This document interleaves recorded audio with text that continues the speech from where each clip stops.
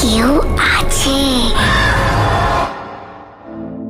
ভূতের গল্প লেখার জন্য সারা দেশের হানাবাড়িতে গিয়ে অন্তত একটা রাত কাটানো অনিরুদ্ধর কাছে একটা নেশার মতো হয়ে দাঁড়িয়েছে।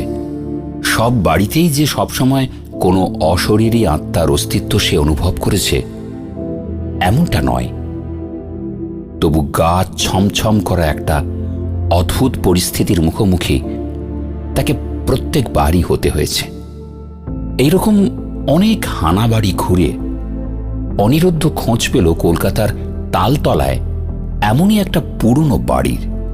তাকে ঠিক হানাবাড়ি বলা যায় না, তবে সেই বাড়িতে দীর্ঘ কয়েক বছর কেউ বসবাস করে না।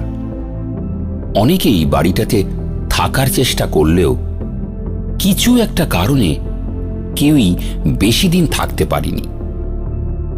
ধীরে ধীরে বাড়িটা ভাঙাচোরা একটা পোড়ো বাড়ি হয়ে ওঠে, আর সেই বাড়িতেই এসে উঠল অনিরুদ্ধ। সেদিন ছিল অমাবস্যা, চারদিকে ঘুটঘুটে অন্ধকার। তিনতলার একটা ঘরে টেম্পোরারি একটা বাল্ব জ্বালানোর ব্যবস্থা সে করে নিয়েছিল আগে থেকেই। বিশাল বড় ঘরে সেই বাল্বের আলো প্রয়োজনের তুলনায় খুবই কম, তবু একেবারে অন্ধকারের থেকে কিছুটা ভালো। হোটেল থেকে খাবার আনিয়ে ডিনার কমপ্লিট করল অনিরুদ্ধ। হোটেলের যে লোকটা খাবার দিতে এসেছিল সে বারবার করে তাকে সাবধানে থাকার কথা বলে গেল। খুব সাবধানে থাকবেন বাবু, আসলে নানান রকম কথা শোনা যায় তো। এই বাড়িটার খুব বদনাম আছে, তাই খুব সাবধানে থাকবেন। আর কোনো প্রয়োজন হলে আমাকে ফোন করতে পারেন, আমি এই বাড়ির কাছেই থাকি।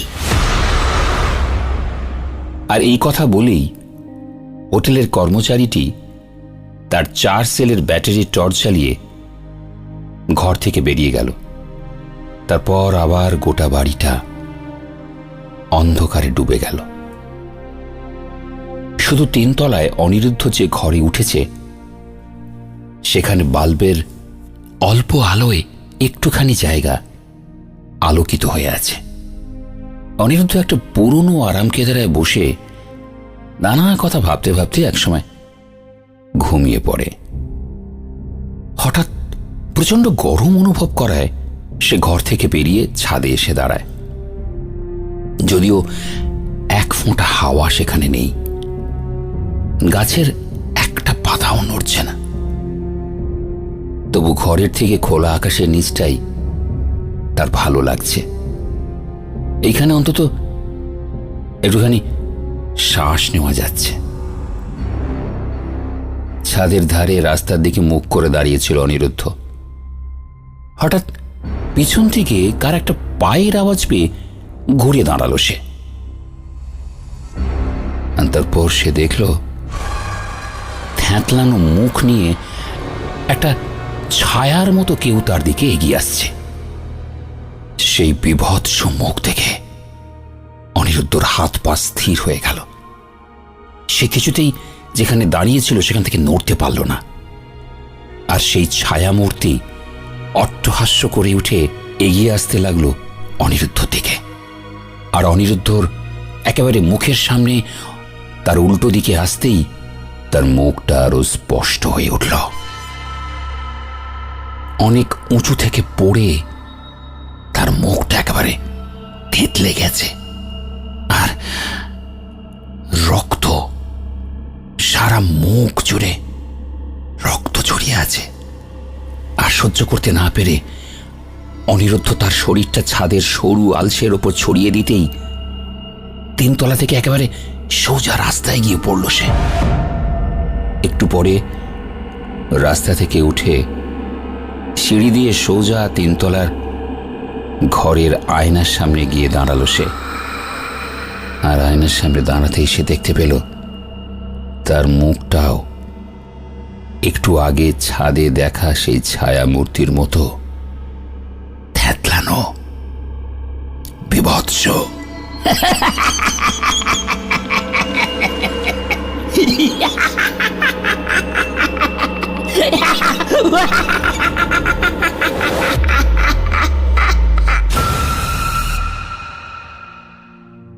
তালতলার এই পোড়ো বাড়িটার অস্তিত্ব আজও বর্তমান। অনিরুদ্ধর পর আরও কেউ কেউ চেষ্টা করেছিল ওই বাড়ির রহস্য ভেদ করতে, কিন্তু শেষ পর্যন্ত তাদেরও অনিরুদ্ধর মতো মর্মান্তিক পরিণতি হওয়ায় আজ আর কেউই সেই বাড়িতে অন্তত রাত কাটাতে সাহস পায় না।